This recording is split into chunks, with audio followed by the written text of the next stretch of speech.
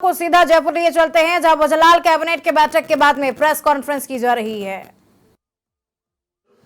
में वृद्धि और औद्योगिक विकास को बढ़ावा देने से संबंधित कई महत्वपूर्ण फैसले आज हमारे इस मंत्रिमंडल में किए गए।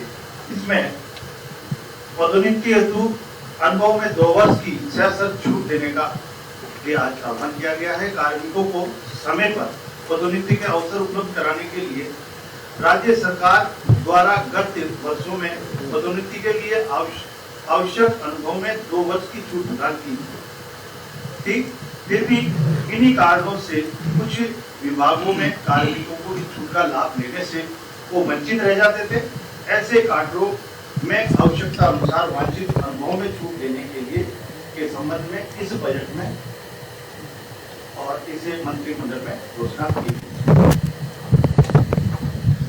कैबिनेट में आधे मृत सरकारी कर्मचारियों की पुत्र वधू को भी अनुकंपा नियुक्ति देने के पात्र समझा है। कैबिनेट में मृत सरकारी कर्मचारी के अनुकंपा नियुक्ति हेतु पात्र आश्रितों की सूची में पुत्र वधू को भी शामिल करने का निर्णय लिया गया है। बजट घोषणा की अनुपालना में किए गए इस फैसले से मृतक सरकारी कर्मचारी की पुत्र वधू को अनुकंपा नियुक्ति मिल सके उसकी, जिससे वह परिवार का भरण पोषण भली भांति से वो कर सके। एक और फैसला राजस्थान सेवा नियम 1951 में संशोधन किया है। इसमें मंत्रिमंडल ने कर्मचारी कल्याण की भावना से राजस्थान सेवा नियम 1951 में 3 संशोधन करने का निर्णय लिया गया है।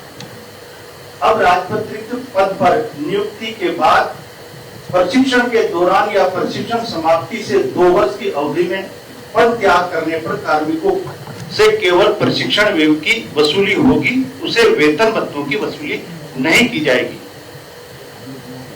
वह राज्य या केंद्र सरकार के विभागों अथवा उपक्रमों में नई नियुक्ति के फलस्वरूप पद त्याग करने पर प्रशिक्षण के दौरान भुगतान किए गए वेतन भत्तों के साथ साथ प्रशिक्षण व्यय की भी कोई वसूली नहीं की जाएगी। इसके अलावा एकल महिला राज्य कर्मचारी को चाइल्ड केयर लीव 1 वर्ष कैलेंडर वर्ष में 3 के स्थान पर 6 चरणों में अब उसको स्वीकृति दी जा सकेगी।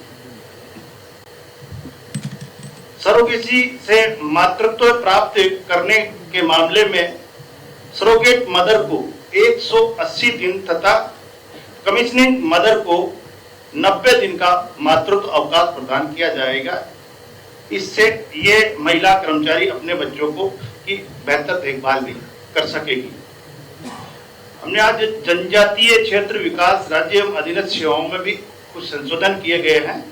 उसमें हमने जनजाति क्षेत्रीय विकास विभाग द्वारा संचालित राजकीय आवासीय विद्यालयों एवं छात्रावासों में छात्रावास अधीक्षक वार्डनी के पदों को भी राजस्थान अधीक्षक एवं मंत्रालयिक सेवा समान पात्रता परीक्षा नियम 2022 में सम्मिलित किया गया है।